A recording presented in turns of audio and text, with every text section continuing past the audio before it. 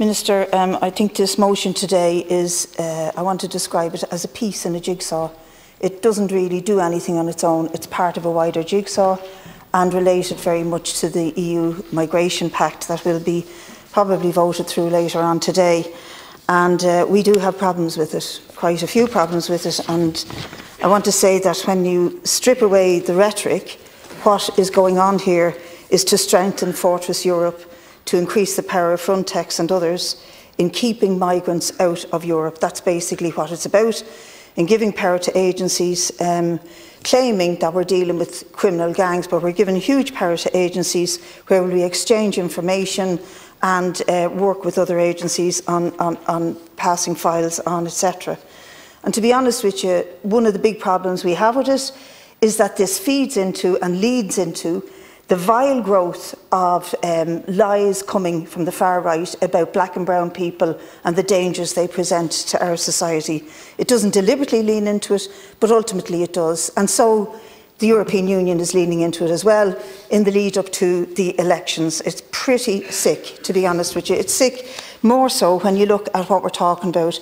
When we exchange information with other countries and the Frontex and the Europol exchange it onwards, who they often exchange it with are the countries of the Middle East and North Africa that they have given huge amounts of money to. The European Union has passed on huge amounts of money, equipment, training and support to countries like Libya, to countries like Egypt and Morocco, where there's absolutely clear human rights evidence of torture, rape, illegal detention, and repeated killings and beatings and even slavery taking place, particularly in Libya.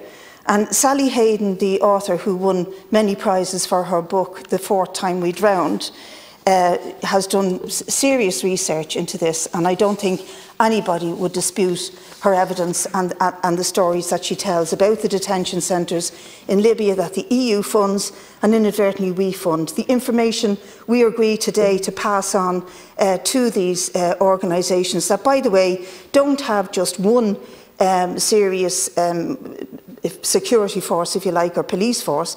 Libya is a state without a state. It has 3 states functioning within one country.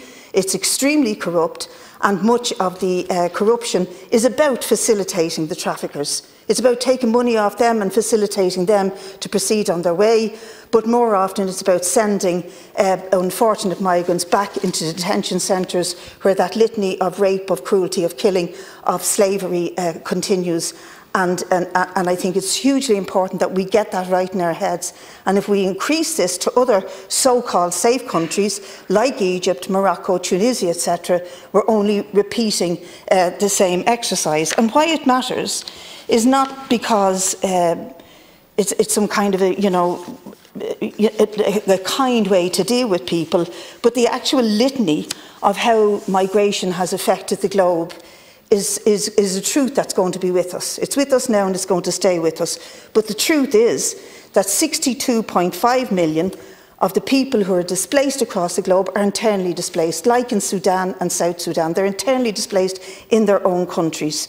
36 million are refugees, and of them 43.3 million of the total number of migrants, both displaced internally and externally, are children. And if we are going to deal with this by saying we're going to batten down the hatches and do like Trump did, build an effective wall around Europe, because this is what this is about, this piece in the jigsaw for a Fortress Europe is about doing a Trump on it and building a wall around Europe and making sure that migrants don't get in. They'll either drown in the Med, as 29,000 of them have done up to now, or they'll be transported back into these so-called safe countries where we're giving information about them, or where we're facilitating torture, rape and slavery. And just to finish with a quote from Sally Rooney, where she talks about what it's like to be a migrant, because I think these things are about humanity and about human beings. She says they arrive on the back of impossible reasons why they are about to go and who to bring with them, sometimes bearing neither luggage nor documents. They are teachers, they are medics, engineers, factory workers and students. They are witnesses to unspeakable horror, rape, executions, bombings, humiliation, and they know hunger. They have left occasionally, and sometimes multiple times they have left everything in search of a life. And if we're going to cooperate with pushing people back into that misery, then shame on us. And that's why I say this is piece in a jigsaw. It's not the whole 9 yards, but it is a piece in a very fundamentally cruel jigsaw.